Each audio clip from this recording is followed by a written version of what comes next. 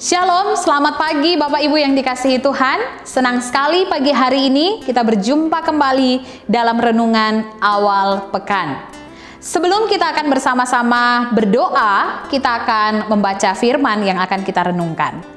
Di dalam kitab Kejadian pasal 50 ayatnya yang ke-20, firman Tuhan berkata, "Memang kamu telah mereka-rekakan yang jahat terhadap aku, tetapi Allah telah mereka-rekanya untuk kebaikan, dengan maksud melakukan seperti yang terjadi sekarang ini, yakni memelihara hidup suatu bangsa yang besar."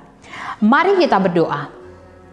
Bapa di dalam surga, pagi hari ini kami telah membaca firman-Mu dan saatnya kami akan merenungkannya. Roh Kudus-Mu memampukan kami untuk mengerti kebenaran firman yang akan kami renungkan pagi hari ini. Kami mengucap syukur dan serahkan waktu ini di dalam nama Tuhan Yesus. Amin.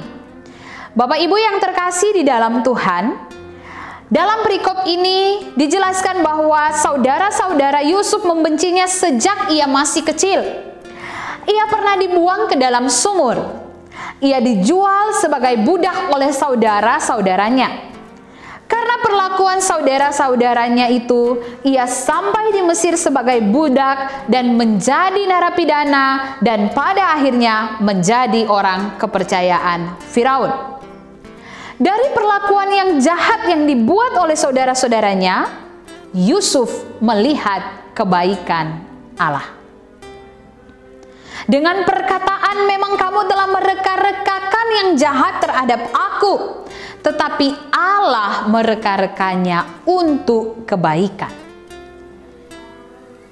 Perkataan ini merupakan perkataan yang luar biasa yang telah disampaikan oleh Yusuf kepada saudara-saudaranya. Karena dia melihat ada hal yang baik di balik setiap kesulitan yang dia hadapi. Kadangkala sulit bagi kita untuk tekun menghadapi kesulitan karena kejahatan saudara-saudara kita dan melihat hal itu sebagai campur tangan Allah.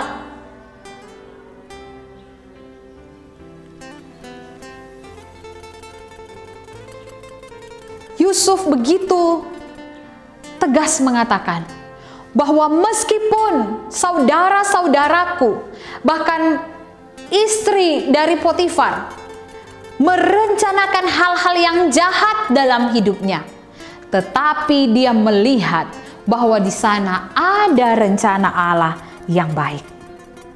Mungkin kita perlu merenungkan, ketika kita berada di satu lembah, sebenarnya kita justru dapat melihat keindahan dari panorama puncak pegunungan. Ketika kita mengalami kesulitan, sebenarnya adalah kesempatan bagi kita untuk melihat makna yang indah dari setiap kesulitan yang kita hadapi. Memaknai kehidupan ini bukan dari hal-hal yang baik saja, tetapi memaknai kehidupan ini justru di tengah-tengah pergumulan demi pergumulan yang kita hadapi.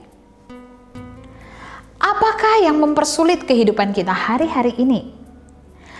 Apakah kita mengalami kesulitan karena ulah orang-orang yang ada di sekitar kita, yang mencoba mengganggu, mencelakai, yang mencoba menghalangi kita? Tidak masalah, Bapak Ibu Saudara.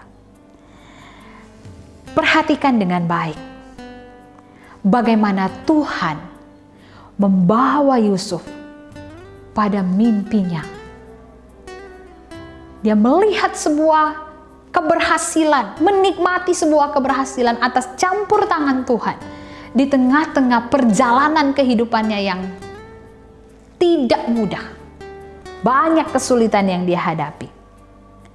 Tuhan mungkin sedang mempersiapkan kebaikan demi kebaikan dan juga berkat-Nya bagi kita melalui keadaan sulit yang kita hadapi. Dalam kehidupan rumah tanggamu, dalam kehidupan pekerjaan, di dalam usaha, ada kesulitan-kesulitan yang kita alami. Ingatlah bahwa di tengah-tengah kesulitan itu, kita bisa melihat campur tangan Tuhan nyata di dalam kehidupan kita. Sehingga seperti Ayub, bukan hanya mendengar tentang Allah, tetapi menyaksikan kehadiran Allah dalam kehidupan kita. Tuhan Yesus memberkati Bapak Ibu Saudara 1 minggu ke depan dalam usaha dan pekerjaan. Jika ada kesulitan yang kita hadapi, belajar untuk berserah kepada Tuhan. Jalani itu dengan kekuatan daripada Tuhan. Dan biarkan Tuhan akan menyertai perjalanan kita. Dan kita melihat keberhasilan demi keberhasilan dari harga yang kita bayar. Mari kita berdoa. Kami bersyukur terima firman-Mu pagi hari ini ya Tuhan. Tuhan memberkati dan menolong kami. Ketika kami menghadapi kesulitan dalam kehidupan kami, biarkan kami melihat ada kebaikan Allah di dalam kehidupan kami. Berkati keluarga kami masing-masing, suami, istri, dan anak-anak. Berkati usaha yang kami buka. Tuhan tolong, dan biar lewat usaha ini, Tuhan akan memberkati kami. Berkati pekerjaan masing-masing kami.